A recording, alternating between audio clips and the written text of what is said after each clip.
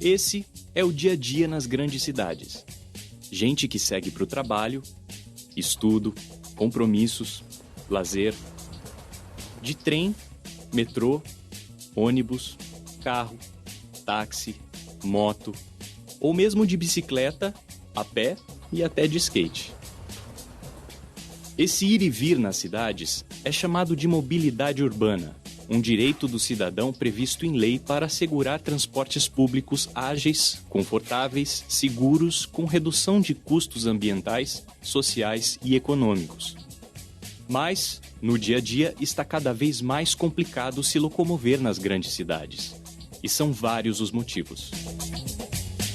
Tem a ver com o nosso processo de urbanização, que é baseado em crescimento periférico, ou seja, as pessoas, principalmente as mais pobres, elas vão morando cada vez mais longe dos centros urbanos, porque é lá que elas conseguem comprar ou alugar as suas moradias. Se você pegar uma parte da população que às vezes mora mais longe, é extremamente desconfortável e complicado as pessoas se deslocarem. Então, eu acho que é justo a possibilidade das pessoas terem um automóvel. A questão está no sistema de transporte, no modelo que a gente criou, que empurra as pessoas para utilizarem o transporte individual e não oferece alternativas adequadas. E o espaço viário nas grandes cidades, ele é incompatível, ele é insuficiente à necessidade de deslocamento. Nenhuma cidade no mundo conseguiu fazer o que São Paulo fez, que é colocar 8 milhões de automóveis, de automóveis particulares no núcleo denso. Isso é muito importante. Fazer uma frota de 8 milhões de automóveis andar rapidamente neste espaço só é possível se nós tirarmos a cidade. Aí anda. Mais da metade de todos os domicílios do Brasil tem automóvel ou moto. A frota de carros mais que duplicou nos últimos 10 anos. 79 milhões de veículos circulam pelo país. Em São Paulo, por exemplo, o excesso de carros nas ruas chega a parar a cidade em horários de pico, o que leva 1/4 da população a gastar mais de 2 horas para ir e voltar do trabalho em transporte coletivo. A gente sempre tem que fazer o planejamento de forma a colocar a habitação próxima da atividade de serviço. Se a gente prover um bom sistema de transporte, seja por ônibus, seja por metrô, seja por trem, a gente está tirando a competitividade do espaço no sistema viário e está dando uso coletivo. A falta de mobilidade urbana traz prejuízos para a saúde, economia e o meio ambiente. Causa estresse, pouca qualidade de vida, consumo excessivo de combustíveis e aumenta a poluição nas cidades. Até algum tempo atrás, os mais pobres andavam de transporte coletivo e os mais ricos andavam de transporte individual. Nesse momento, a gente está passando por um conjunto de transformações e a gente vê os mais ricos cada vez mais se concentrando nas áreas mais centrais das cidades, onde a necessidade de deslocamento são menores, muitas pessoas fazendo seus deslocamentos a pé ou até mesmo uma mudança mesmo de comportamento para o transporte coletivo.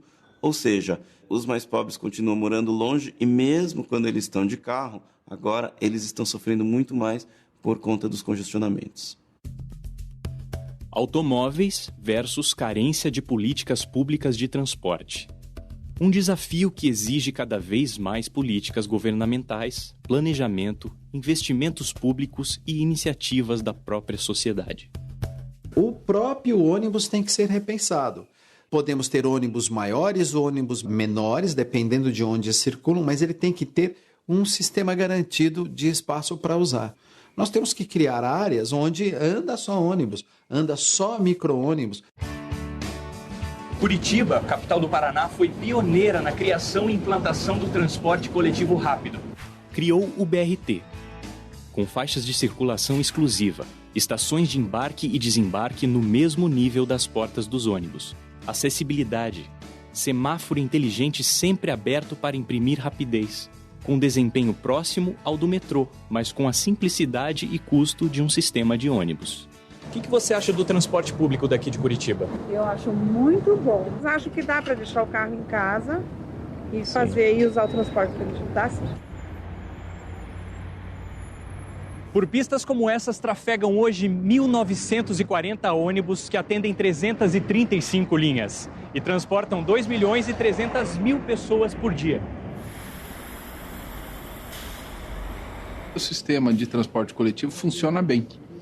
É lógico que ele tem seus desafios. Algumas cidades têm usado o BRT como uma solução única e, na realidade, o nosso entendimento é que o BRT tem que ser uma solução combinada com o sistema viário e com o uso do solo. Quando a gente fala em uso do solo, todos os eixos do BRT, todos os eixos do transporte coletivo principais, permitem um padrão construtivo diferenciado, ou seja, você tem condições de ter edifícios mais altos, por exemplo. Para você ter residência, para você ter comércio, serviços de uma forma geral, isso significa que as pessoas vão precisar se deslocar menos para ir trabalhar, para morar, para estudar. E, em compensação, as demandas por transporte coletivo, né, ficam concentradas aonde efetivamente ele é necessário. O BRT também foi implantado em outras capitais do Brasil: Rio de Janeiro, Belo Horizonte, Recife, Fortaleza e Brasília. E ganhou o mundo. Hoje circula em países como os Estados Unidos, Alemanha, França, Japão, África do Sul. E quando se fala em mobilidade mundial, o metrô surge como um dos mais eficientes meios de transporte, presente em grandes redes de importantes cidades como Xangai, Pequim, Nova York, Londres. No Brasil, o metrô só chegou 100 anos depois da Europa e funciona com uma rede bem menor.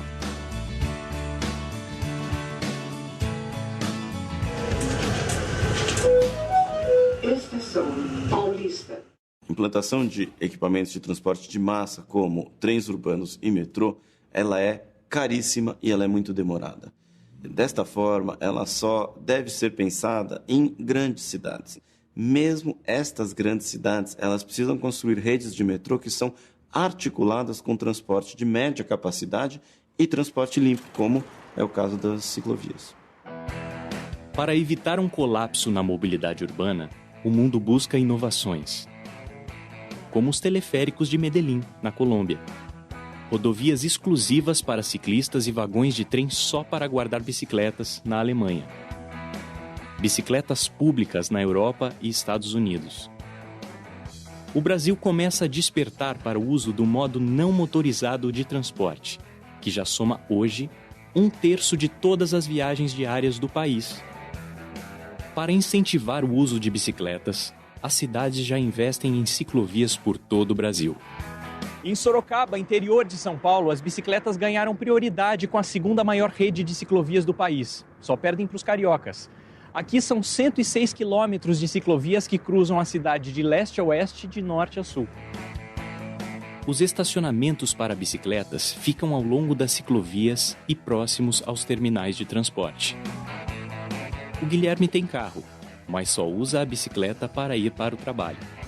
E a gente pode te acompanhar até o seu trabalho para ver como é que é esse trajeto? Com certeza. Então vamos lá. Vamos lá. E há quanto tempo você usa a bicicleta como meio de transporte? É de 5 anos. Uma qualidade de vida melhor que a pessoa acostuma com o ritmo e não consegue ficar sem.